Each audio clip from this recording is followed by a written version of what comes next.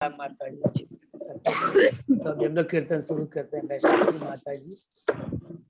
जय राधा माधव कुंज बिहारी, जय राधा माधव कुंज बिहारी, जय राधा माधव कुंज बिहारी, जय गोपी जन वल्लभा गिरिवरधारी, जय गोपी जन वल्लभा गिरिवरधारी माधव। हम देख रहे सैलून खुल गया कि हम देख के आ रहा है खाली देख के चलता है। यशोदानंदन ब्रज जन यशोदानंदन ब्रज जन रंजन, यशोदानंदन ब्रज जन रंजन,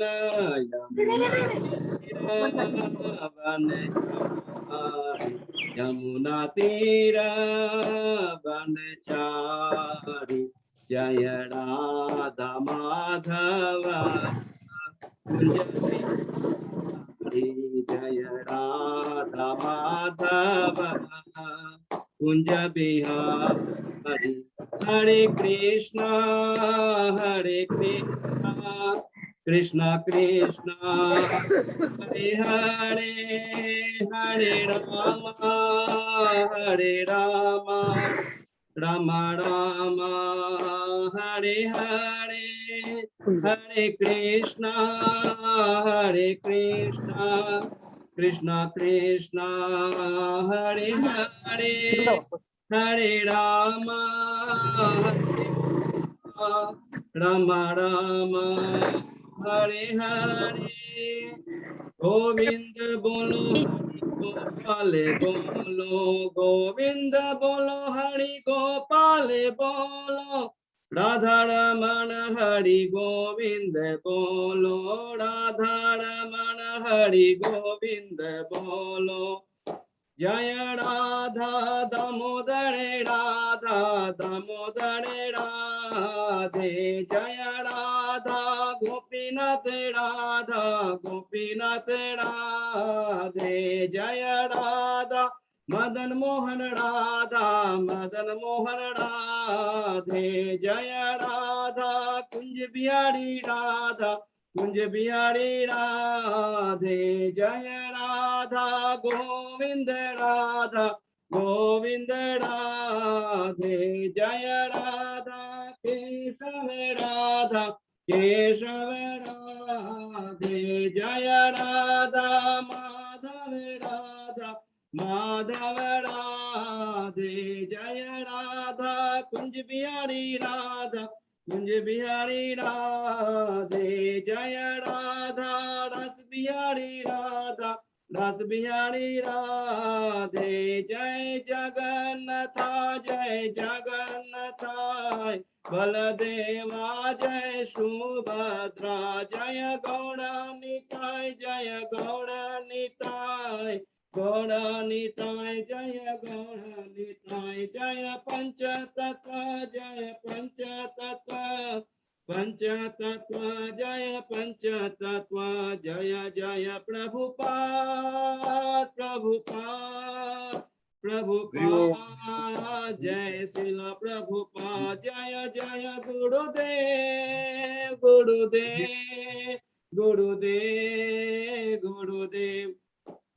जय जय गुरुदेव। राम से कीर्तन की जय, श्रील प्रभुपाद की जय।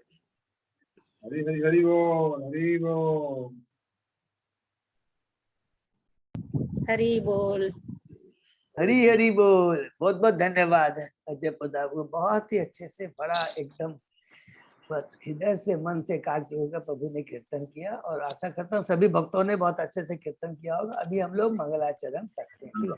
ओम अज्ञान तिमिरांजस्य ज्ञानांजन शलाकया चक्षुरुन्मीलितं येन तस्मै श्री गुरुवे नमः। श्री चैतन्य मनोभीष्टं स्थापितं येन भूतले स्वयं रूप कदा मह्यं ददाति स्वपदान्तिकम्। वंदे हम श्री गुरु श्री युगपद कमलम श्री गुरु वैष्णवांच श्री रूपम साग्र जातम सहगना रघुनाथम वितम तम सजीवम स्वादेतम स्वावभूतम परिचम सहितम कृष्ण चैतन्य देवम श्री राधा कृष्ण बादान सहगना ललिता श्री विशाखा वितांत च नमो विष्णु पादाय कृष्ण पृष्ठाय भूतले श्रीमते भक्ति वेदांत स्वामिन इति नामने नमस्ते सरस्वती देवे गौरवाणी प्रचारिणे निर्विशेषा शून्यवादी पाश्चात्य देश तारिणे वांछा कल्पतरुभ्यश्च कृपा सिन्धुभ्य एव च पतितानां पावनेभ्यो वैष्णवेभ्यो नमो नमः। नमो महावदान्याय कृष्ण प्रेम पदायते कृष्णाय कृष्ण चैतन्य नामने गौरत्विषे नमः। हे कृष्ण करुणा सिंधु दीन बंधु जगतपते गोपेश गोपिका कांत राधा कांत नमस्तुते तप्त कांचन गौरांगी राधे बिंदाबनेश्वरी विश्वानुसुते देवी प्रणमामि हरिप्रिये नीलांचल निवासाय नित्याय परमात्मने बलभद्र सुभद्रायां जगन्नाथाय ते नमः।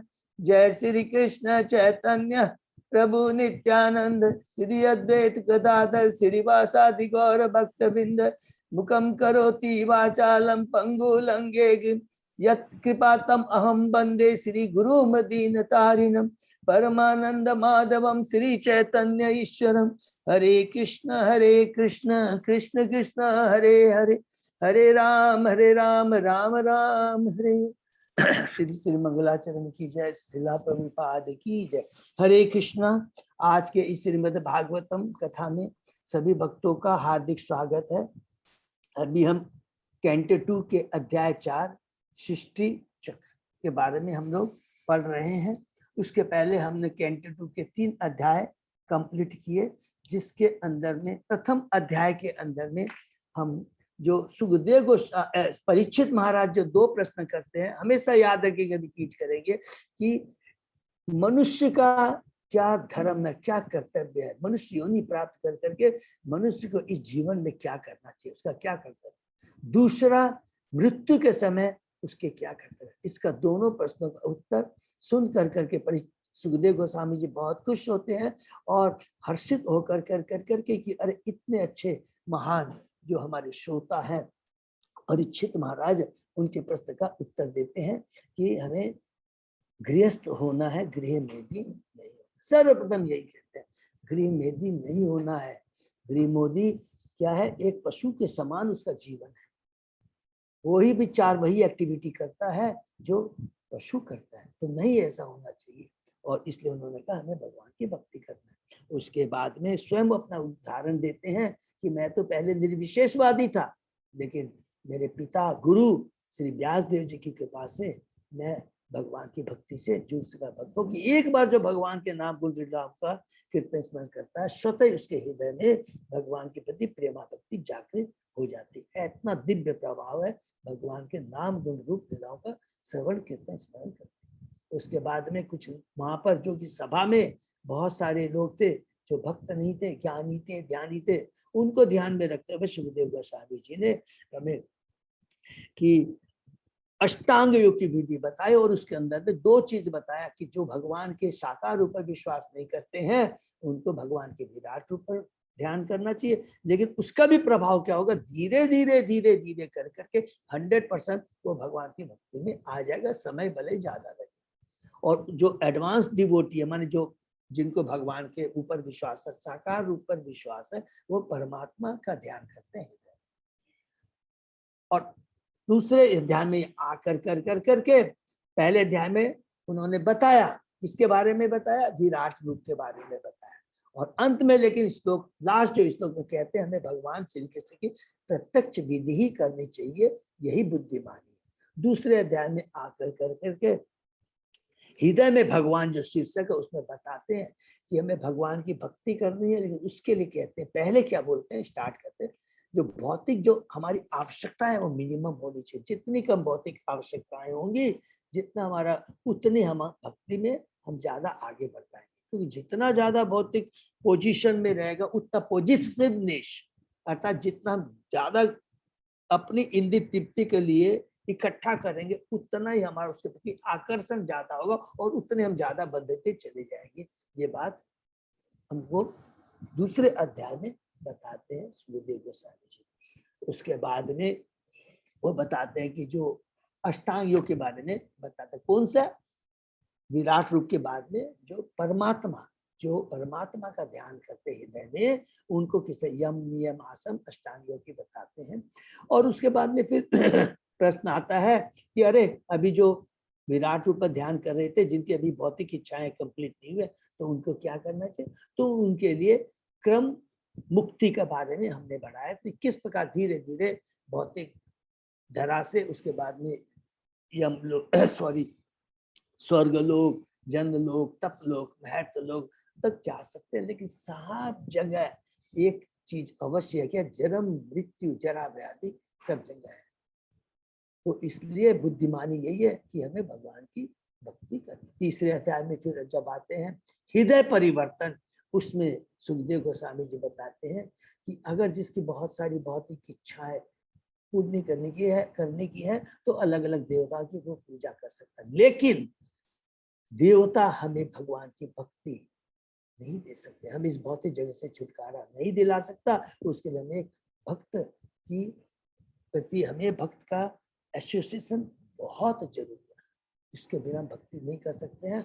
और उसके बाद में सनक जो ऋषि होते हैं, सौनक ऋषि जो होते हैं, नेमी से रायण के जो लीड कर रहे थे, वो बहुत ही प्रफुल्लित हो जाते हैं और स्वतः उनके मुंह से निकल पड़ता है कि मनुष्य योनि कितनी दुर्लभ है। और एक एक लिंब का बताते हैं कि हमें अपनी जो कान है, कान को किसके लिए यूज करना चाहिए, हाथों को किसके लिए यूज करना चाहिए, आंखों को किसके लिए यूज करना चाहिए, हमारे मस्तक को किसके लिए यूज करना चाहिए?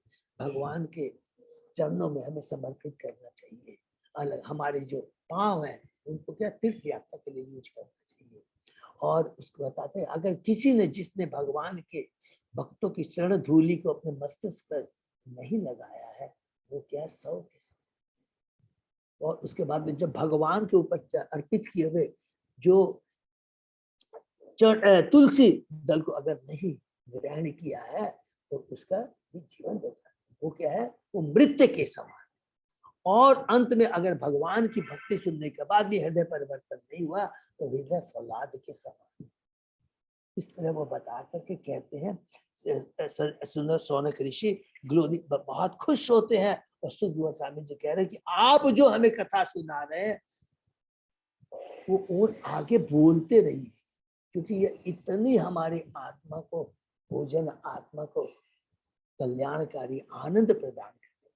चौथे अध्याय में जब हम प्रवेश करते हैं तो शीर्षक है सृष्टि चक्र, लेकिन प्रथम 4 श्लोकों के अंदर में सुख देव गोस्वामी जी परीक्षित महाराज को ग्लोरीफाई करते हैं। वो इसलिए ग्लोरीफाई यहाँ पर करते हैं क्योंकि देखिए यहाँ पर सनक ऋषि को आनंद क्यों आ रहा है और सुत गोस्वामी जी को भी आनंद आ रहा है, क्योंकि सुत गोस्वामी जी भगवान के शुद्ध भक्त है और सौनक ऋषि भी शुद्ध भक्त के मुख से सुन करके आनंदित हो, क्योंकि श्रोता और वक्ता दोनों। और वो किस किस कथा सुना रहे हैं सुत गोस्वामी जी? दोनों महान भक्तों की। किसकी? सुखदेव गोस्वामी की, क्योंकि महान प्रवक्ता है, शुद्ध भक्त है, और श्रोता परीक्षित महाराज है, दोनों ही शुद्ध भक्त है। इसलिए सुखदेव गोस्वामी जी तुरंत यहाँ पर पहले ग्लोरीफाई करते हैं परीक्षित महाराज को कि हे परीक्षित महाराज, आप तो इतने भाग्यशाली हैं कि गर्भ में ही आपने भगवान, उत्तरा माँ के गर्भ में आपने भगवान का दर्शन। तो प्रथम 4 श्लोक में सुखदेव गोस्वामी जी ग्लोरीफाई करते हैं परीक्षित महाराज को और कहते हैं कि जो भगवान का शुद्ध भक्त होता है वो क्या होता है? सबके उसमें 2 गुण होते हैं। पहला, क्योंकि उसका जन्म भक्त कुल में जन्म होता है और उसको एक शुद्ध प्रामाणिक गुरु का आशीष प्राप्त हुआ होता रहता है। पहले श्लोक में बोलते हैं सुखदेव परीक्षित महाराज के बारे में। और वो परीक्षित महाराज जब उनको पता लगता है कि उनका ब्राह्मण बालक के हिसाब से कि उनकी 7 दिनों में मृत्यु होने वाली है, तुरंत उन्होंने अपने संतान, शरीर, पत्नी, महल, पशु, हाथी, घोड़े, जो भी साम्राज्य तुरंत छोड़ करके वो सुखदेव स्वामी जी से प्रार्थना करते हैं कि मुझे भगवान के बारे में बताइए।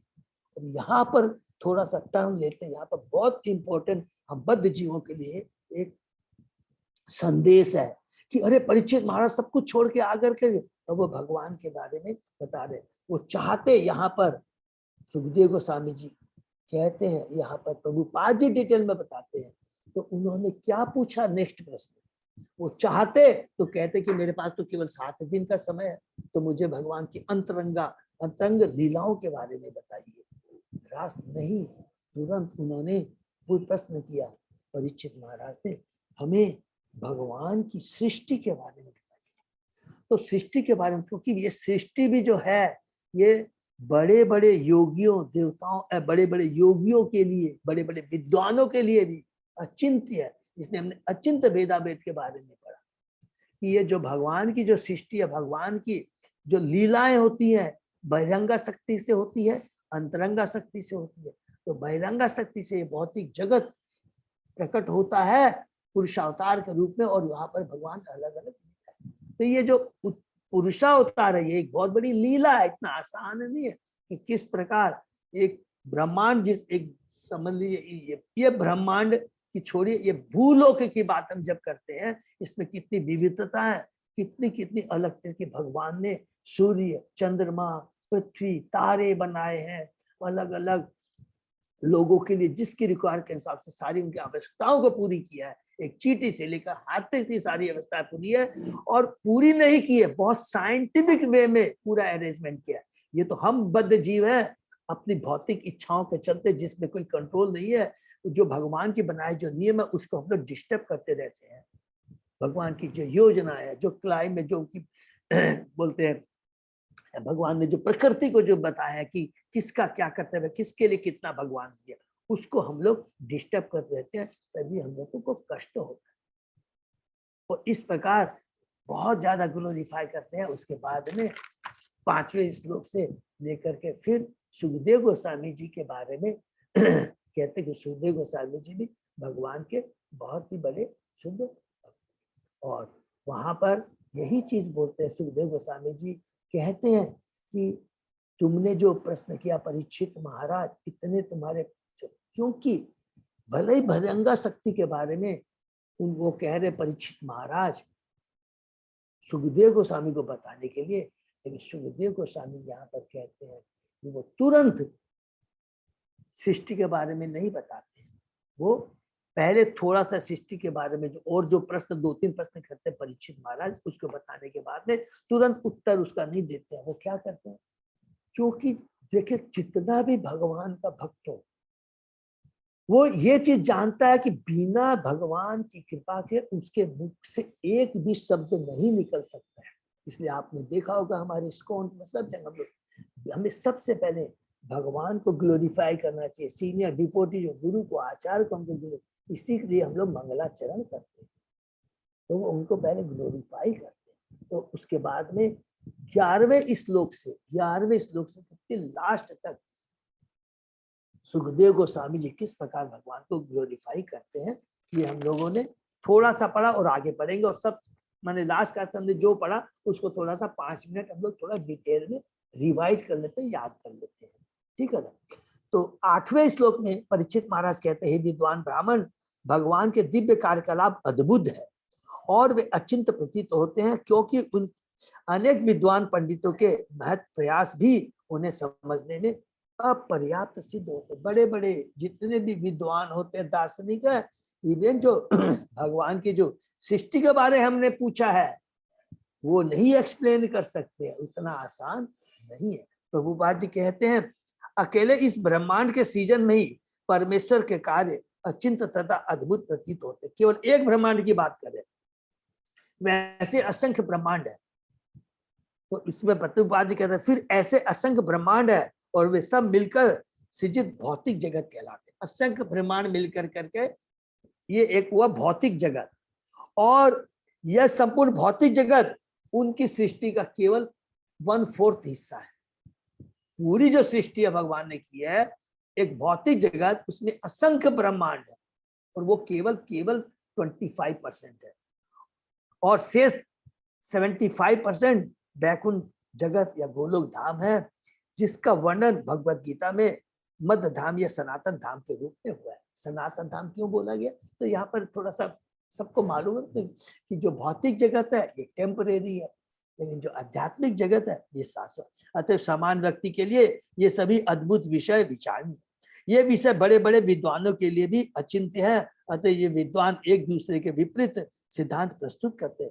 यहाँ तक कि इस ब्रह्मांड विशेष का भी, जो कि सृजित जगत का एक नगण्य अंश है, उन्हें पूरा पूरा ज्ञान नहीं है कि यह आकाश कितनी दूर तक फैला है, या कि कितने नक्षत्र तथा लोक है, या कि इन अनंत लोकों में कैसी परिस्थितियां है। इस लोक की बात कर रहे हैं, इस एक ब्रह्मांड की। अतः आधुनिक वैज्ञानिकों को इन सब के विषय में पर्याप्त ज्ञान नहीं है। परीक्षित महाराज ने भगवान की सृजनात्मक शक्ति के विषय में सुखदेव गोस्वामी जी के से इसलिए पूछा क्योंकि भगवान भगवत गीता में कहती है, बहुत ध्यान से सुनिए, अनंत के विषय में पूर्ण रूप से जानना तो असंभव है, लेकिन थोड़ा बहुत भी अगर जानना है तो भगवान के शुद्ध भक्तों के माध्यम से ही जान सकते हैं।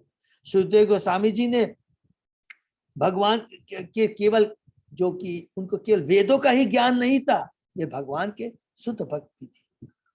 इस प्रकार हमें शिष्य परंपरा द्वारा ज्ञान प्राप्त करना चाहिए, जैसा कि सुखदेव गोस्वामी जी ने अपने पिता से किया था। अतः निष्कर्ष यह निकला कि गंभीर भक्त को सर्वप्रथम गुरु के पास जाना चाहिए, जो न केवल वैदिक साहित्य में निष्णात हो, अपितु महान भक्त भी हो। भक्त होना बहुत जरूरी है। सबसे सुखदेव गोस्वामी जैसा प्रामाणिक गुरु न केवल भगवान की अंतरंग शक्ति के विषय में बताता है, अपितु वह यह भी बताता है कि भगवान किस प्रकार अपनी बहिरंगा शक्ति के साथ रहते हैं।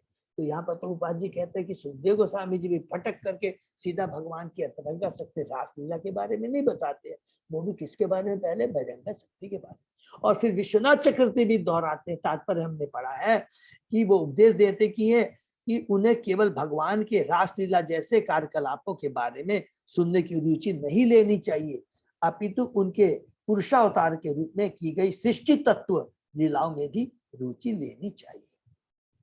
उसके बाद में सुखदेव गोस्वामी जी कहते हैं, परीक्षित महाराज द्वारा इस प्रकार प्रार्थना करने पर सुखदेव गोस्वामी ने अपना ऋषिकेश भगवान का स्मरण किया। यहाँ से हमने पढ़ा कि किस प्रकार सुखदेव गोस्वामी जी जब परीक्षित महाराज उनको प्रार्थना करते हैं तो वो भगवान ऋषिकेश, जो भगवान ऋषिकेश मतलब जो इंद्रियों के स्वामी है, तो यहाँ पर प्रभु ज्वार जी कहते हैं उन ऋषिकेश का ध्यान किया। तो इस तात्पर्य में प्रभु जी जब ऋषिकेश वर्ड का यूज आता है तो कहते हैं कि जो इंद्रियां है हमारी, उसके स्वामी कौन है? भगवान श्री कृष्ण। हम इंद्रियों के स्वामी नहीं है, भगवान श्री कृष्ण है। और ये इंद्रियां भगवान की, इसलिए भगवान की सेवा में ही यूज होना चाहिए। सुखदेव स्वामी जी कहते हैं, प्रार्थना शुरू करते हैं कि मैं उन भगवान को सादर नमस्कार करता हूँ जो भौतिक जगत की सृष्टि के लिए 3 गुणों को स्वीकार करते हैं। माने 3 गुणों को स्वीकार करते हैं, सबको मालूम है ना। पुरुषावतार के बाद कौन सा हमने किया था? गुणावतार, ब्रह्मा विष्णु महेश, सतोगुणी रजोगुणी और तमोगुणी।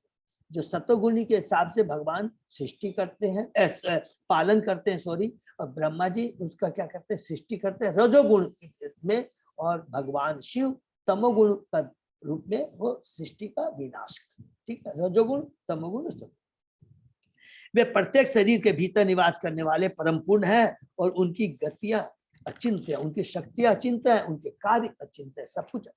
आगे सुखदेव गोस्वामी जी प्रार्थना करते हैं, मैं पूर्ण जगत, 13वें श्लोक में, मैं पूर्ण जगत तथा अध्यात्म रूप उस भगवान को सादर नमस्कार करता हूँ जो पुण्यात्मा भक्तों को समस्त कंटों से मुक्ति दिला। तो 13वां श्लोक बहुत इंपॉर्टेंट है, जिसमें 3 चीज बताते हैं। जो पुण्यात्मा है, जो भगवान के भक्त है, भगवान को कष्टों से मुक्ति दिलाते हैं। और दूसरे जो अभक्त हैं, जिनकी आसुरी प्रवृत्ति है, नास्तिक प्रवृत्ति है, उनको भी भगवान उनके जो नास्तिक कार्य है उसको रोक देते हैं, उसमें रुकावट डालते हैं, जिससे कि आगे उसको अपने कुकर्म का कुफल न भोगना पड़े। और इतना ही नहीं, वो उनको मार कर करके उनको भी मुक्ति प्रदान करते हैं, जैसे हमने रावण का, हिरण्यकशिपु का और कंस के बारे में। और उसके बाद में कुछ जो अध्यात्मवादी है, जो कि सिद्ध योगी पुरुष है, उनको विशिष्ट पद प्रदान करते हैं, उनको अलग अलग विशेष पद प्रदान करते हैं, जिसमें प्रभुपाद जी तात्पर्य में कहते हैं कि भगवान श्री कृष्ण दोनों भौतिक तथा आध्यात्मिक जगत के पूर्ण रूप है, जो उनकी क्रम से बहिरंगा एवं अंतरंगा शक्ति द्वारा संचालित होते हैं। वे पवित्र आत्माओं जो वेदों के आदेशों का पालन करते हैं, भगवान के प्रिय उनकी रक्षा करते हैं। पहला ये। दूसरा, असुर प्रवृत्ति वालों को भी कृपा प्रदान करते हैं, उनके निंदनीय कार्यों को रोक करके, जो निंदनीय वो जो कार्य करते हैं उसको रोक कर करके और मार करके जहां आवश्यकता होती है उन्हें मुक्ति प्रदान करते हैं, जो कि हमने डिस्कस किया। जैसे रावण, हिरण्यकशिपु और उसके बाद में बताते हैं सन्यासियों के बारे में, जो कि तीसरा जो बताते हैं, जो सन्यासियों के बारे में कहते हैं। सन्यास की प्रभुपाद जी 4 क्रमिक अवस्थाओं के बारे में हमें बताते हैं। वो सिंपल हम लोग को याद, कुटीचक, बहुचक, परिवाचकार तरह परमहंस। जीव भी परमहंस अवस्था अध्यात्म की सर्वोच्च सिद्ध अवस्था, जो परमहंस अवस्था। तो ये जो 4 स्टेजेज है यहाँ पर बता रहे हैं। सबसे पहले है कुटीचक, फिर बहुचक, उसके बाद परिवाचकार और, ठीक है ना। कुटीचक में गृहस्थ में रह के सन्यासी गृहस्थ में रहता है। उसके बाद में बहुदक में वो घर से तो निकलता है लेकिन लिमिटेड घरों में जाकर दीक्षा लेता है। परिवार का चार घुर घुर कर करके वो प्रचार करता है। और परमहंस तो एकदम सबसे उच्च कोटि का हो गया। और उसमें बताते हैं कि विश्वनाथ चक्रवर्ती की 2 तरह के परमहंस होते हैं। एक होते हैं ब्रह्मानंदी और दूसरे प्रेमानंदी। ब्रह्मानंदी निर्विशेषवादी होते हैं, लेकिन जो प्रेमानंदी होते हैं वो भगवान के भक्त होते हैं। इतना तक हमने पढ़ा, उसके आगे हम लोग आज पढ़ते हैं, ठीक है ना। सबको यहाँ तक एकदम क्लियर है। तो यहाँ पर प्रश्न है परीक्षित महाराज का सृष्टि चक्र के बारे में, और उसके पहले उत्तर देने के पहले सुखदेव गोस्वामी जी भगवान की प्रार्थना कर रहे हैं। तो नेक्स्ट जो हम भगवान की किस तरह सुखदेव गोस्वामी प्रार्थना करते हैं वो आज हम पढ़ते हैं। ओम नमो भगवते वासुदेवाय, ओम नमो भगवते वासुदेवाय, ओम नमो भगवते वासुदेवाय। नारायण नमस्कृत्य नरं चैव नरोत्तमं देवी सरस्वती व्यासं ततो जयं उदीरे। नष्टप्रायेषु अभद्रेषु नित्यं भागवत सेवया भगवती उत्तम श्लोके भक्तिर्भवति नैष्ठिकी। आराधयो भगवान ब्रजेश तनय ततदाम वृंदावनम रमया काचित् उपासना व्रजवधु वर्गेण्य कल्पिता। श्रीमद्भागवतम प्रमाणम अम्लम प्रेमापुमर्तो महान् श्री चैतन्य महाप्रभो मतम इदम तत् आदरो न पर।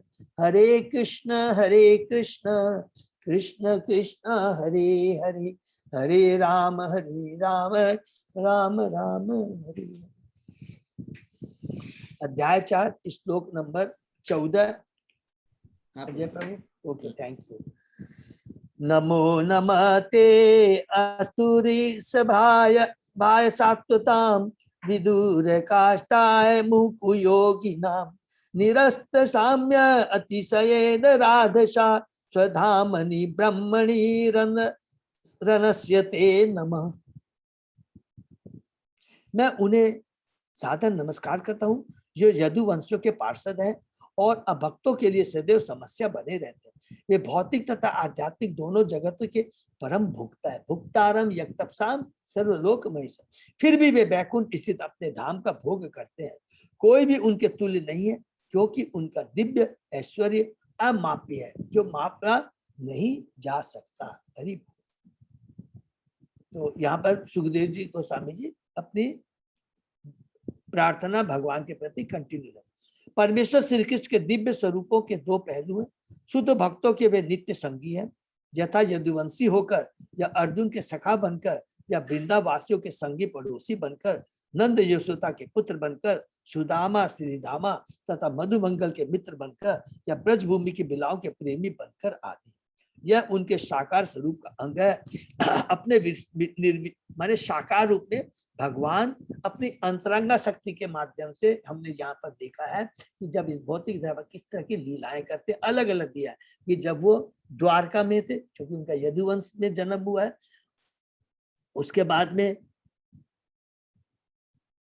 हस्तिनापुर में अर्जुन और पांडव के संग में रह करके किस प्रकार अलग लीला करते हैं, और वृंदावन धाम में क्योंकि मधुमंगल जैसे मित्र और गोपिकाओं के संग में किस प्रकार करके वो दिव्य लीलाएं करते हैं। एक तो ये हो गया साकार रूप, दूसरा अपने निर्विशेष रूप में वे ब्रह्म ज्योति की किरणें प्रशासित करते हैं जो असीम तथा सर्वव्यापी है।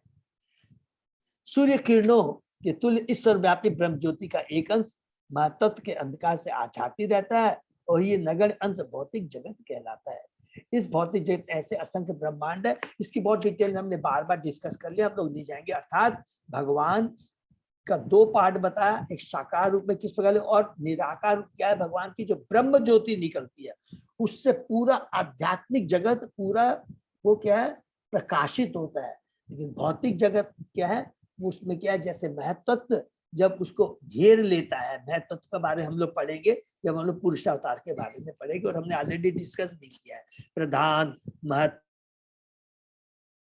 उसके बाद में फॉल्स ईगो और उसके बाद में तीन गुण से अलग अलग करके कैसे करते हैं इसके हमने। तो यहाँ पर थोड़ा सा और हम लोग नेक्स्ट पैराग्राफ, आध्यात्मिक आकाश में उनका ऐश्वर्य अपरिमेय है। भगवान समस्त दिव्य वैकुंठ लोकों में अपने अंशों का विस्तार करके मुक्त पार्षदों के साथ निवास करते हैं, किंतु जो निर्विशेषवादी भगवान में तदाकार होना चाहते हैं उनको ब्रह्म ज्योति के एक आध्यात्मिक स्प्रिंग के रूप में तदाकार होने दिया जाता है। तो हमने पढ़ा भी था ना, अकाम काम, जो भी अकाम जिसकी कोई इच्छा नहीं हो काम या जो मुक्ति चाहता हो ब्रह्म ज्योति में भी मिलना चाहता है भगवान के पास ही जाना चाहिए और भगवान उसकी इच्छा पूर्ति करते उसे ब्रह्म ज्योति में विलीन करवा करके। उनमें इतनी योग्यता नहीं होती कि वैकुंठ लोक में या परम लोक गोलोक धाम वृंदावन में भगवान के पार्षद बन सके, जिसका उल्लेख भगवद गीता में मध्य धाम के रूप में हुआ है और इस लोक में स्वधाम कहा गया है। तो भगवान का जो धाम है स्वधाम, वैकुंठ लोक गोलोक धाम गोलोक धाम, वहां पर जो निर्विशेषवादी है भले ही वो क्या है बताया भी हम लोगों ने पढ़ा था ना, ब्रह्मानंदी जो कि मुक्ति तो पा जाते हैं और भगवान की ब्रह्म ज्योति में जाके विलीन हो जाते हैं, लेकिन वैकुंठ लोक को नहीं जा पाते हैं क्योंकि उन्होंने भगवान की भक्ति नहीं की है। केवल भगवान का भक्ति भगवान के धाम जा सकता है। तो भगवद गीता में जो भगवान का धाम है बहुत सुंदर वर्णन है 15वें अध्याय में पुरुषोत्तम योग जिसमें हम लोग पढ़ेंगे कि भगवान के धाम का बहुत, इसलिए यहाँ पर क्या लिखा है भगवद गीता में मध्य धाम मेरा धाम स्वधाम का वर्णन बहुत सुंदर हुआ है। न तद भाष्यते सूर्यो न शशांको न पावक यद गंत्वा न निवर्तन्ते तद्धाम परमम मम। ठीक है ना। और उसके बाद में और डिटेल में बताते हैं वैकुंठ लोक तथा गोलोक धाम स्वतः प्रकाशित रहते हैं जो कि हमने डिस्कस किया और भगवान के इस स्वधाम से विकीर्ण किरणें ही ब्रह्म ज्योति का निर्माण करती है। इसकी पुष्टि मुंडक तथा श्वेतास्त्र उपनिषदों में भी हुई है। न तत् सूर्यो भाति न चंद तारकम नेम विद्युतो भांति कुतो अयम अग्नि तमेव भांतम अनुभाति सर्व तस्य भाषा सर्वविदम विभाति। भगवान के स्वधाम में प्रकाश के लिए सूर्य चंद्रमा या तारों की आवश्यकता नहीं, मैंने श्वेतास्त्र उपनिषद में भी कहा गया और भगवद गीता में हमने भी पढ़ा है। न ही वहां बिजली की आवश्यकता है तो फिर दीपकों के विषय में क्या कहा जाए। दूसरी बार इन लोकों में स्वतः प्रकाशित होने के कारण ही सारा तेज संभव है और वहां जो भी जाज्वल्यवान है वह उस स्वधाम के परावर्तन के कारण है। हरि बोल। और उसके बाद में नेक्स्ट में कि जो निर्विशेष ब्रह्म ज्योति के बारे में बताया गया है, ये भी बहुत इंपॉर्टेंट श्लोक है, पढ़ लेते हैं। जो निर्विशेष ब्रह्म ज्योति से चमत्कृत हो जाता है वह साक्षात भगवान को नहीं जान सकता। अतः ईशोपनिषद में यह प्रार्थना की गई है कि भगवान आप चमत्कृत तेज को हटा ले। अरे आपका ये जो ब्रह्म ज्योति से जितनी किरणें निकली हुई है मैं इसमें इंटरेस्टेड नहीं हूँ, इसको जल्दी से हटाइए और उसके अंदर में उसके बाद में जो मेरा वैकुंठ लोक गोलोक धाम है मैं उसके प्रति आकृष्ट हूँ। हिरण्यमेन पातेन सत्यस्यापितिहं मुखम तत्वम पुषन आप वृणु सत्य धर्माय दृष्टि। हे भगवान आप भौतिक आध्यात्मिक सभी वस्तुओं के पालक हैं और प्रत्येक वस्तु आपकी कृपा से फलती फूलती है। आपका भक्ति योग ही धर्म का वास्तविक सिद्धांत अर्थात सत्य धर्म है और मैं उस सेवा में लगा हुआ हूँ। कृपा अपने असली मुख का दर्शन देकर मेरी रक्षा कीजिए। ये जो ब्रह्म ज्योति के चलते जो चकाचौंध मेरी आंखों का इसको हटा दीजिए, इस पर्दे को हटा कर करके मुझे आपका दर्शन साकार दर्शन दीजिए। अतः आप अपनी ब्रह्म ज्योति किरणों के इस अनुगंठन को हटा ले जिससे से मैं आपके सच्चिदानंद स्वरूप का दर्शन कर सकूं। हरि बोल। ये भक्त प्रार्थना करता है। नेक्स्ट, यत कीर्तनम यत स्मरणम यत इक्षणम यत वंदनम यत श्रवणम यत अर्हणम लोकस्य सद्य विदुनोति कलशम तस्मै सुभद्र श्रवसे नमः नमः। मैं उन सर्व मंगलमय भगवान श्री कृष्ण को सादर नमस्कार करता हूँ, जिनके यशोगान, स्मरण, दर्शन, वंदन, श्रवण तथा पूजन से पाप करने वालों के सारे पाप फल तुरंत धुल जाते हैं। तो जो हमने पढ़ा था ना, श्रवण, कीर्तन, स्मरण, अर्चना, वंदना, पाद शिवम, दास्य, आत्मनिवेदन, तो अलग अलग कोई भी विधि से हम भगवान की पूजा कर करके भगवान को प्राप्त कर सकते। तो थोड़ा सा तात्पर्य में पढ़ते हैं। यहाँ पर सर्वोच्च अधिकारी श्री सुखदेव गोस्वामी जी द्वारा समस्त पापों के फलों से मुक्त होने के लिए भव्य धार्मिक कृत्यों का सुझाव रखा गया है।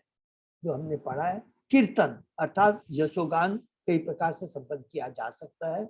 यथा स्मरण करके, देव दर्शन के लिए मंदिरों में जाने से, भगवान के समक्ष प्रार्थना करने से तथा श्रीमद् भागवत या भगवद गीता में वर्णित विधि से भगवान की महिमा का पाठ सुनने से, मधुर संगीत के साथ भगवान के यश का गायन करके तथा श्रीमद् भागवत या भगवद गीता जैसे शास्त्रों का पाठ करके कीर्तन संपन्न किया जा सकता है। भक्त को चाहिए कि वह भगवान की सदैव अनुपस्थिति से निराशा न हो, भले ही वे अपने को उनकी संगति में न पाए। अगर भगवान को हम तो साक्षात सदैव माने साकार रूप में भी अगर भगवान की हमको दर्शन नहीं हो पाते हैं तो हमको घबराना नहीं चाहिए। कीर्तन, श्रवण, स्मरण आदि के माध्यम से या तो सभी या कुछ या केवल एक ही, अर्थात भगवान का हमने पढ़ा था, जो जप करते हैं, भगवान का जो कीर्तन करते हैं, वो भगवान से अभिन्न है। ये हमेशा याद रखिए कि भक्ति विधि हमें उपयुक्त प्रकार से भगवान की दिव्य प्रेमा भक्ति संपन्न करके उनके सानिध्य का वांछित फल प्रदान कर सकती है। यहाँ तक कि कृष्ण या राम राम के उच्चारण मात्र से वायुमंडल आध्यात्मिक हो उठता है। हमें भली भांति जान लेना चाहिए कि जहाँ भी ऐसी शुद्ध दिव्य सेवा की जाती है वहाँ भगवान विद्यमान रहते हैं। हरि बोल। इसको अंडरलाइन करना। इस प्रकार निरअपराध कीर्तन संपन्न करने वाले को भगवान का निश्चित सानिध्य प्राप्त होता है। तो ये इम्पोर्टेंट है, बहुत ही है कि कोई जरूरी नहीं है कि कृष्णा में आपका शाखा है, आप मेरे सामने नहीं हो। भगवान का नाम गुण रूप मिलाओ, जहाँ होता है यहाँ कहते हैं भगवान स्वयं वहां विद्वान रहते हैं। इसके बाद में यहाँ पर हमने पढ़ा है। नेक्स्ट हम लोग श्लोक करते हैं। ऑलरेडी हमने और डिस्कस कर चुका, जो प्रभुपाद जी ने यहाँ और बाकी था। ठीक है, खाली यही बताते हैं कि हमें नाम अपराध वगैरह नहीं करना चाहिए, वो पाप बुद्धि कहलाती है। ठीक है, तो नाम अपराध बहुत बार कई बार हमने डिस्कस किया। ठीक है ना। नेक्स्ट, विचक्षणायत चरण उपसाधनात् संगम वयुदस्य उपभयत अंत आत्मनः विन्दन्ति हि ब्रह्म गतिम गत कलमा तस्मै सुभद्र श्रवसे नमो नमः। हरि बोल। मैं सर्व मंगल मैं भगवान श्री कृष्ण को बारंबार प्रणाम करता हूँ। उनके चरण कमलों की शरण ग्रहण करने मात्र से परम बुद्धिमान जन वर्तमान तथा भावी जगत की सारी आसक्तियों से छुटकारा पा जाते हैं। देखिए कितनी बढ़िया स्ट्रॉन्ग बात कहते हैं कि उनके चरण मात्र को ग्रहण करने से परम बुद्धिमान, जो बुद्धिमान आदमी होता है, वो तुरंत भगवान के चरणों के प्रति अपने समर्पित कर करते उनके प्रति भक्ति कर करके सारी भौतिक जगत की, देखिए क्या लिखा है, जन वर्तमान तथा भावी जगत की सारी आसक्तियों से छुटकारा पा जाता है और बिना किसी कठिनाई के आध्यात्मिक जगत की ओर। तो वो कोई भी तरह की आसक्ति, आज की आगे में यदि कोई आसक्ति कुछ भी नहीं, सारी की सारी आसक्तियों को भगवान काट देते हैं अगर हम भगवान के चरणों में अपने को समर्पित करते हैं, भगवान के चरणों का हम सहारा लेते हैं, आश्रय लेते हैं। ठीक, तात्पर्य भगवान श्री कृष्ण ने अर्जुन को या उन सबों को जो उनका अनन्य भक्त बनना चाहते हैं बारंबार उपदेश दिया। उन्होंने भगवत गीता में 18वें अध्याय के 64 से 66 अपने अंतिम संदेश में अत्यंत गुह्य उपदेश दिया। तो जो गीता का जो छठे बाकी जो 6 अध्याय है, गुह्य ज्ञान, गुह्य इसलिए आप देखेंगे जो लास्ट में भी हम जब पढ़ेंगे ना, भगवान कहते हैं गुह्य, गुह्यतर और गुह्यतम, आत्मा का ज्ञान, परमात्मा का ज्ञान और भगवान श्री कृष्ण का साकार रूप का ज्ञान, और करके भगवान के बारे में जान के संपूर्ण रूप से उनकी भक्ति करना, यही गुह्यतम ज्ञान। तो सर्व गुह्यतम भूय सिडु में प्रणम वच इष्टो असि में दृढ़ मिति ततो वक्ष्यामि ते हितम मन मना भव मद भक्तो मद्याज्य माम नमस्करु मामे वेश्यसी सत्यम ते प्रति जाने प्रिय सोच। ये वाला श्लोक देखिए 18वें अध्याय में भी है और 9वें अध्याय का 34वां भी श्लोक है, बहुत इंपॉर्टेंट है। मन मना भक्तो, उसके बाद में सर्व धर्मान परित्यज्य मामेकम शरणम व्रज अहम तो हम सर्वपाप्यो मोक्षयिष्यामि मा शुचय। क्योंकि ये भगवान का अंतिम संदेश है। क्योंकि भगवान जब सब अलग अलग बारे में अर्जुन को बहुत तरीके की ज्ञान योग, कर्म योग, ज्ञान योग, ध्यान योग, उसके बाद में भक्ति योग, सब कुछ करने के बाद बताते एकमात्र तुमको कुछ नहीं करना है, सब केवल मेरी भक्ति करना है। सर्वधर्मान परित्यज्य मामेकम शरणम। हे प्रिय अर्जुन, तू मुझे अत्यंत प्रिय हो, अतः तुम्हारे ही कल्याण के लिए मैं अपने गुह्यतम उपदेश को प्रकट करूंगा। वह इस तरह है, तुम मेरे शुद्ध भक्त बन जाओ और मुझे आत्मसमर्पण कर दो। मैं तुम्हें पूर्ण आध्यात्मिक जीवन का वचन देता हूँ। देखिए कितने भगवान वचन देते हैं, जिससे तुम मेरी दिव्य प्रेमा भक्ति का नित्य अधिकार प्राप्त कर। तुम अन्य सारी धार्मिकता की विधियां त्याग दो, एकमात्र मेरी शरण में आ जाओ और यह विश्वास करो कि मैं तुम्हें सारे पाप उन कृत्यों से बचाऊंगा और तुम्हारा उद्धार करूंगा। तुम बिल्कुल चिंता न करो। इससे बड़ा गारंटी बताइए और कौन दे सकता है? ये केवल 2-3 श्लोकों को हम पढ़े, मन मना बदबत्तो, और भगवान को बोलते हैं ना अर्जुन, हे अर्जुन तुम ये क्या बोलते हैं, तुम अनाउंस कर दो कि नामे भक्ता प्रणश्यति। भगवान की भक्ति कभी विनष्ट नहीं होती है, भगवान के कभी वचन बेकार नहीं जाते। आप सोचिए, वो भगवान परम परमेश्वर, पूरे असंख्य ब्रह्मांडों का स्वामी, आध्यात्मिक जगत, भौतिक जगत के सबके स्वामी, वो ये जो गारंटी दे रहे हैं, और हम जैसे मूर्ख अगर उस पर भी अगर अमल नहीं करते हैं तो ये हमारा दुर्भाग्य है। कोई बीच में नहीं है, केवल भगवान डायरेक्टली ये बात है। और उसी बात को सुखदेव गोस्वामी जी दोहराते हैं कि अरे देखिए स्वयं भगवान ने ये बात कही है, तुमको इधर उधर मन को भ्रमित नहीं करना है, ठीक है ना।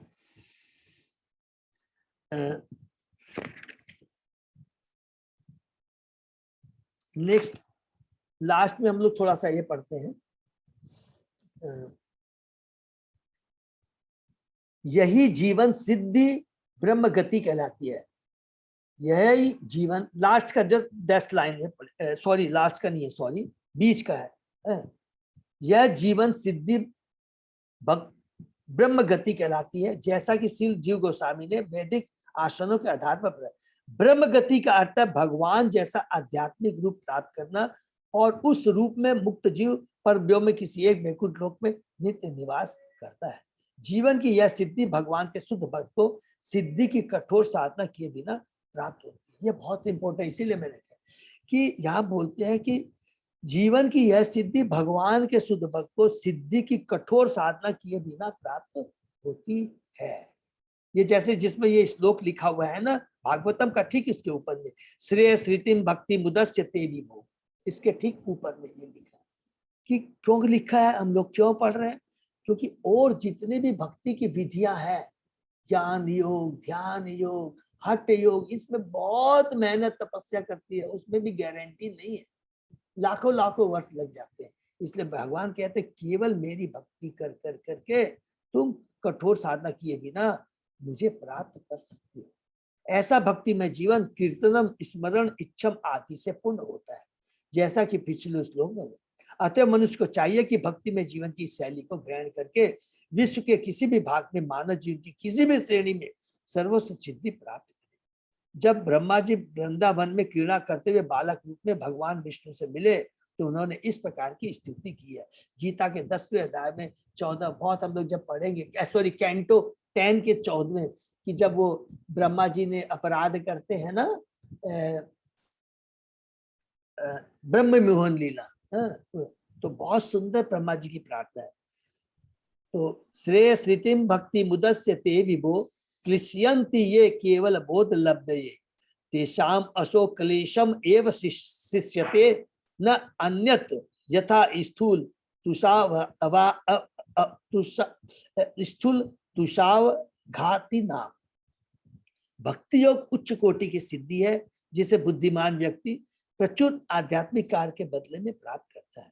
यहाँ पर दिया गया उदाहरण अत्यंत उपयुक्त है। देखिए बहुत इंपॉर्टेंट है ये, है इतना इंपॉर्टेंट है, इसको प्लीज इसको ये याद भी कर लेंगे। नोट, मुट्ठी भर चावल धान की भूसी से ढेर से कहीं अधिक मूल्यवान होते हैं।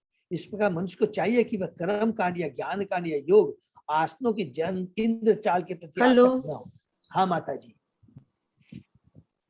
प्रति आसक्त न हो आके अपितु प्रामाणिक गुरु के निर्देश में कीर्तन स्मरण जैसी सर्वविधियों को ग्रहण करके बिना किसी कठिनाई के चरम सिद्धि को प्राप्त करते। ये बहुत इंपॉर्टेंट हमने पढ़ा है, क्योंकि यहाँ पर भी जो सर्वधर्मान परित्यज्य की बात को यहीं पर प्रभुपाद जी यहाँ पर बताते हैं कि और जो अलग अलग हमने तुमको कर्म कांड, ज्ञान कांड, योग, ध्यान, ये सब की बातें बताई है, ये इसको क्या प्रभुपाद जी कहते हैं, ये इंद्रजान के प्रति आकृष्ट हो।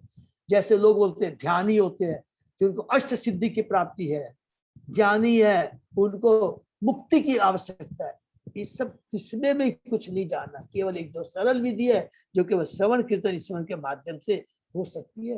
भक्ति करनी है और इसी जीवन में हम भगवान के धाम को प्राप्त कर सकते हैं। ठीक है ना। नेक्स्ट, तपस्विनो दान पराय यशस्विनो मनस्विनो मंत्र विद सुमंगला क्षेमं न विदन्ति बिना यत् अर्पणम तस्मे सुभद्र सबसे नमो नमः। मैं समस्त मंगलमय भगवान श्री कृष्ण को पुनः पुनः सादर नमस्कार करता हूँ, क्योंकि बड़े बड़े विद्वान ऋषि, बड़े बड़े दानी, यश लब्ध कार्यकर्ता, बड़े बड़े दार्शनिक तथा योगी, वेद पाठी तथा बड़े बड़े वैदिक सिद्धांतों के बड़े अन्यायी तक ऐसे महान गुणों को भगवान की सेवा में समर्पित किया कोई क्षेम कुशलता प्राप्त नहीं कर सकता। हरि बोल। जितने भी बड़े बड़े ज्ञानी हैं, ऋषि हैं, जिन्होंने बड़े बड़े कार्यकर्ता है, दार्शनिक है, वेदों का अध्ययन जिन्होंने किया, बड़े बड़े जो सिद्धांतवादी हैं, उनके जो सारे गुण हैं वो सुकलता प्राप्त है अगर वो महान गुणों को भगवान की सेवा में समर्पित नहीं करते। जो कुछ भी हमारे में योग्यता है, यद करोसि यद इदाति यद, जो कुछ भी कार्य करते हो, जो कुछ भी हम ध्यान देते हो, जो कुछ भी हमारे में योग्यता है वो भगवान की सेवा में लगाना चाहिए। अदरवाइज जो कुछ हमारे सब है वो सब बेकार है। ठीक है। विद्या में प्रगति, दानशीलता, मानव समाज का राजनीतिक, सामाजिक या धार्मिक नेतृत्व, दार्शनिक चिंतन, योग अभ्यास, वैदिक अनुष्ठानों में निपुणता तथा मनुष्य के ऐसे ही सारे उत्तम गुण उसकी सिद्धि प्राप्ति में तभी सहायक बनते हैं जब उनका उपयोग भगवान की सेवा में किया जाए। ऐसा किए बिना ऐसे सारे गुण मनुष्य के लिए कष्ट के कारण बन जाते हैं। हरि बोल। इसको अंडरलाइन कर देंगे, कष्ट के कारण बन जाते हैं। अर्थात अगर हम उसको अपने भोग के लिए, अपनी सेवा के करेंगे तो क्या होगा, हमें घमंड आ जाएगा कि मैं इतना धनवान हूँ, मैं इतना ज्ञानवान हूँ। भक्ति नहीं आएगी और घमंड आ जाएगा। अपने इंद्रिय तृप्ति के लिए अगर यूज कर लेंगे तो वो हमारे लिए कष्टदायक बने। तो यहाँ कष्टदायक क्यों लिखा गया है, बहुत सिंपल चीज है, इसको अंडरलाइन कर लेंगे। अर्थात हमें पुनः इस भौतिक जगत में जन्म मृत्यु जरा व्याधि से जो युक्त है इसमें दोबारा आना पड़ेगा और कष्ट भोगना पड़ेगा। और यही चीज अगर हम भगवान की सेवा में लगा देंगे तो हम इस भौतिक जगत से छुटकारा पा जाएंगे। ऐसे किए बिना ऐसे सारे गुण मनुष्य के लिए कष्ट के कारण प्रत्येक वस्तु का उपयोग या तो अपनी दीप्ति के लिए या फिर अपने अतिरिक्त अन्यों की सेवा के लिए हो सकता है। स्वार्थ के भी दो प्रकार हैं, निजी स्वार्थ तथा विस्तृत स्वार्थ। ये बहुत डिटेल में हम लोग पढ़ेंगे, जो इन लोगों ने उपदेशामित्र किया है ना, जो हमारे भक्ति शास्त्र करते हैं, उसमें कहते हैं कि जो स्वार्थ होता है ना, उसकी बहुत अलग अलग स्टेजें हैं। से फॉर एग्जाम्पल कोई बोलता है कि अरे मैं अपने लिए सोच रहा हूँ, अच्छा नहीं मैं अपने लिए नहीं सोच रहा हूँ, मैं अपने परिवार के लिए सोच रहा हूँ। अरे नहीं, मैं तो बहुत बड़ा उपकारी हूँ, अपने परिवार के लिए नहीं, समाज के लिए, फिर देश के लिए, फिर मैंने पूरे अंतरराष्ट्र के लिए कर रहा हूँ। ये सब क्या है, इंद्रिय तृप्ति के लक्षण है। क्योंकि तुम ये सोच रहे हो ना, अरे मैं तो अभी विश्व का भी कल्याण कर रहा हूँ, देश का भी कर रहा हूँ, ये सब स्वार्थ है। वास्तविक स्वार्थ क्या होना चाहिए? लेकिन इन दोनों प्रकार के स्वार्थों में कोई अंतर नहीं है। हरि बोल। बहुत सुंदर देखिए, यहाँ पढ़ेंगे, चोरी चाहे निजी स्वार्थ के लिए की जाए या पारिवारिक स्वार्थ के लिए, वह एक जैसी ही होती है। अर्थात अपराध में यदि कोई चोर अपने लिए अपितु समाज या देश के हित के लिए चोरी करने के कारण अपने को निर्दोष बताए, तो किसी भी देश के कानून द्वारा उसे क्षमा नहीं किया जा सकता। सामान्य लोगों को इसका ज्ञान नहीं रहता कि जीव का स्वार्थ तभी पूर्णता को प्राप्त होता है जब ऐसा स्वार्थ भगवान के स्वार्थ से अभिन्न होता है। हरि बोल। तो वास्तविक स्वार्थ क्या होना चाहिए? भगवान के आदेशों का पालन करना, भगवान की सेवा करना, भगवान की तुष्टि करना चाहिए। अगर उस कार्य में यदि कोई स्वार्थ है तो ये बहुत बड़ा स्वार्थ है, ये होना चाहिए। मेरा स्वार्थ क्या है? मैं भगवान की भक्ति करूंगा, मैं भगवान की सेवा करूंगा, ये जो कुछ भी मैं कार्य कर रहा हूँ भगवान की सेवा कर रहा हूँ के लिए कर रहा हूँ, तो ये स्वार्थ अच्छा है। उदाहरणार्थ शरीर तथा आत्मा का एक साथ पालन पोषण करने में क्या स्वार्थ? मनुष्य शरीर पालन करने के लिए धन कमाता, किंतु जब तक इस चेतना न रहे, जब तक शरीर का पालन ईश्वर के साथ अपने संबंध की अनुभूति प्राप्त करने के लिए न हो, तब तक शरीर तथा आत्मा का एक साथ पालन करने के सारे प्रयास पशु द्वारा शरीर तथा आत्मा का पालन करने के साथ। हरि बोल। मैं बोलता है मैं अपने शरीर की रक्षा कर रहा हूँ, किस लिए रक्षा कर रहा है भाई? भोगने के लिए, पशु के समान। भगवान अगर मेरा शरीर इसलिए अच्छा रहे, इसकी रक्षा कर रहा हूँ क्योंकि भगवान की संपत्ति है, भगवान की सेवा में लगाना है, तो वो स्वार्थ अच्छा है। मनुष्य शरीर के पालन पोषण का प्रयोजन पशुओं से भिन्न होता है। अर्थात हमारा जो शरीर का पालन पोषण होता है और पशु का जो शरीर पालन में अंतर है। पशु तो अपने लिए करता है, और अगर हम भी वही अपने इंद्रिय तृप्ति के लिए करते हैं तो हमारे पशु में कोई अंतर नहीं है। इसी प्रकार विद्या की प्रगति, आर्थिक विकास, दार्शनिक शोध, वैदिक साहित्य का अध्ययन या कि पुण्य कर्मों को संपन्न करना, यथा दान, अस्पताल खोलना, ये सारे कार्य भगवान से संबंधित होने चाहिए। ऐसे सारे कार्यों तथा प्रयासों का उद्देश्य भगवान की प्रसन्नता होना चाहिए, किसी सत्ता, व्यक्ति या समूह की तुष्टि नहीं। क्योंकि एकदम इसके अंदर में पूरा तत्व ज्ञान है। क्या है कि सारे प्रयासों को भगवान की प्रसन्नता होना चाहिए। और भगवान की प्रसन्नता किसमें है? एक एक करें। भगवान की प्रसन्नता उसमें है जिसमें भगवान के आत्माओं का कल्याण। तो भगवान को, माँ को प्रसन्नता उसमें होती है जब उसका पुत्र सुखी हो जाए, कष्टों से दूर। भगवान को अपनी तुष्टि नहीं, भगवान हम भक्तों के कल्याण में ही अपनी तुष्टि, अपना दिव्य आनंद का अनुभव करते हैं। क्योंकि भगवान तो बोलते हम तो आत्मा राम है, भगवान को किसी चीज की दरकार नहीं है, वो तो आत्मा राम है, भगवान को यहाँ आने की दरकार नहीं। भगवान चाहते हैं कि मेरे आदेश का पालन, अर्थात अगर मेरे आदेश का पालन करोगे तो हे जीव, तुम इस भौतिक जगत से तुम्हारा छुटकारा मिल जाएगा। ठीक है ना? किसी सत्ता, व्यक्ति, समूह की तुष्टि, भगवत गीता में इसी सिद्धांत की पुष्टि की गई है, जहां पर यह कहा गया है कि हम जो भी दान दे तथा जो भी तपस्या करें, वही 9वें अध्याय के 27वां श्लोक, यत् करोसि यत् इच्छासि यत् हृष्यसि ददासि, ये बार बार प्रभुपाद जी कोट करते हैं। तो वह सब भगवान को अर्पित कर देना चाहिए या उन्हीं में निमित्त करना चाहिए। ईश्वर विहीन मानवीय सभ्यता के पटु नेतागण जब तक शैक्षिक उन्नति या आर्थिक उन्नति के विविध प्रयासों में सफलता प्राप्त नहीं करते, जब तक वे ईश्वर भावनामित न हो। हरि बोल। ईश्वर भावना भावित होने के लिए मनुष्य को सर्वमंगल भगवान के विषय में उस तरह के श्रवण करना होता है जिसमें भगवद गीता तथा श्रीमद् भागवत में उनका वर्णन हुआ है। तो यहाँ पर बताते हैं कि वास्तविक तत्व ज्ञान के बारे में बहुत डिटेल में बताया। अर्थात देखिए सिंपल एक ही चीज है, इसका हम लोग कंक्लूड करते हैं कि भगवान कहते हैं कि अगर हमको शरीर को पुष्ट रखना है तो तुमको इधर उधर दिमाग लगाने के, जब पेट में भोजन दोगे तो सबका कल्याण, सब अंगों का पुष्टि हो जाएगी। उसी प्रकार अब पेड़ की जड़ में अगर पानी दोगे तो सारी पत्तियां, फूल, फल, हरी भरी सब कुछ उसमें हो जाएगा। उसी प्रकार अगर हम भगवान की भक्ति करते हैं, लोगों को भगवान की भक्ति में जोड़ते हैं तो सर्व कल्याण हो जाएगा, सब लोग आनंदमय हो जाएंगे, कहीं भी दुख का नामो निशान नहीं रहेगा। यही प्रभुपाद जी बताते हैं सुखदेव गोस्वामी जी की प्रार्थना। हरे कृष्णा। तो थोड़ा आज मैं क्षमा चाहता हूँ, यहीं पर हम लोग विराम देंगे क्योंकि अभी मुझे तुरंत निकलना है।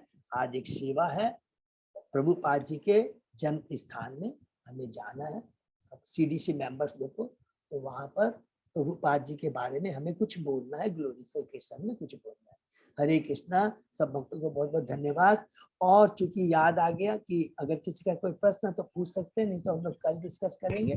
और आज भी सबको मालूम है ना, कल भी बहुत सुंदर प्रभुपाद जी वहां पर यज्ञ हुआ और राधा रमन प्रभु और बाकी बहुत सारे भक्तों के अथाह प्रयास से कल जो प्रभुपाद जी का जो साकार था, जो गुरु महाराज के जो शिष्य हैं, प्रभुपाद जी के शिष्य हैं, जो इतने दिन से चिंता कर रहे थे कि प्रभुपाद जी के जन्म स्थान इस्कॉन के अंडर में आ जाए, वो सपना साकार हुआ।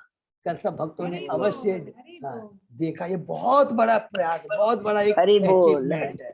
तो हम लोग सब भक्तों को बहुत बड़ा बहुत धन्यवाद देते हैं हम लोग। और आज भी सुबह से ही 9:30 बजे से अभी शुरू हो जाएगा, ग्लोरिफिकेशन होगा, अलग करेंगे।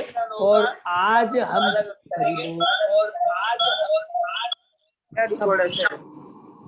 सब अपने आप को म्यूट कर लीजिए, प्लीज म्यूट करेंगे। और हम लोग चेष्टा करेंगे कि ज्यादा से ज्यादा, अगर कल समय मिला तो थोड़ा सा हम लोग स्टार्टिंग में भी प्रभुपाद जी के बारे में हम लोग डिस्कस कर सकते हैं, उनकी कुछ कुछ लीलाओं को हम डिस्कस कर सकते हैं, जैसा भक्त लोग चाहेंगे। लेकिन आज सब लोग मिलकर के आपस में जरूर डिस्कस जरूर करेंगे, प्रभुपाद जी के बुक्स पढ़ेंगे और प्रभुपाद जी का ग्लोरिफिकेशन करेंगे। और शाम को हमारे जगन्नाथ जी के भक्त लोग प्रसादम वो भोग सेवा करें, तो सब लोग ज्यादा से ज्यादा लोग भोग सेवा में अपने को नियुक्त कर सकते हैं। हरे कृष्णा।